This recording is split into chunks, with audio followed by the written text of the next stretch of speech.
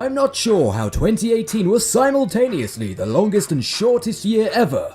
All I know is that it's nearly over. Its end being heralded as it is every year by the big red truck of sweet, sugary, capitalist joy. But before we wind down the year in a haze of food comas and alcohol, it's time to take a look back at November's game releases for your favorite console and mine, the Nintendo Switch. So grab a pen and paper as we give you some picks for your Christmas list.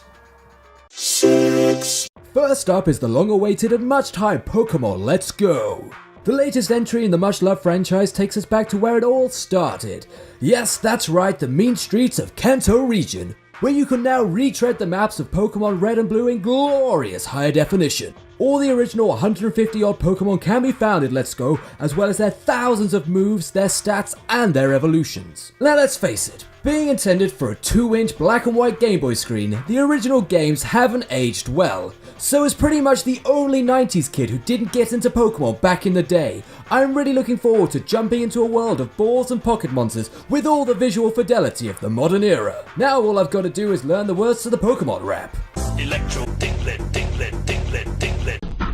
Next up we have the Switch port of indie juggernaut Ark Survival Evolved. Dumping you on a beach with little more than a dirty loincloth, you'll soon be tested against dinosaurs, dragons, and most annoyingly of all, other players. After hours of crafting, grafting, and admittedly a lot of grinding, you'll soon progress from your prehistoric beginnings to a futuristic master of your domain. Although Ark plays better as a multiplayer experience, there's a surprisingly deep and satisfying single-player campaign to tackle as well. Plus, there really isn't enough games featuring dinosaurs nowadays, so that's an automatic 7 thumbs up in my book. When the Civilisation 6 originally dropped on PC back in 2016, it was heralded as arguably the best game in the series, and now you can enjoy it on the Switch for the very first time. Being that the empire building strategy game has already been previously ported to tablets and phones, it's no surprise that it's nothing short of flawless on the larger, bespoke for gaming console. I'd recommend playing it in handheld mode first, as personally I found the touch controls easier to navigate than using the Joy-Cons, but honestly that's nitpicking to the extreme. If you haven't picked up a Civ game before, there's never been a better time.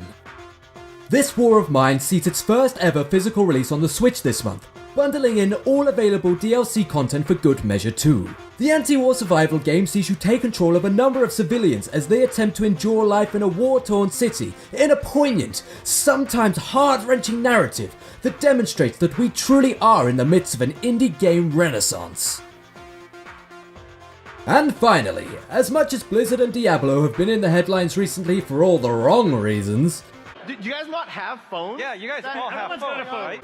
There is cause to celebrate the release of Diablo 3 Eternal Collection for the Switch. Although the package offers very little brand new aside from a Ganondorf armor set, it is objectively the most polished version of the game to date, making it well worth a pickup for old and new fans alike. Although character design struggles a bit in docked mode, there is no issue in handheld, looking good in 720 and playing oh so buttery smooth.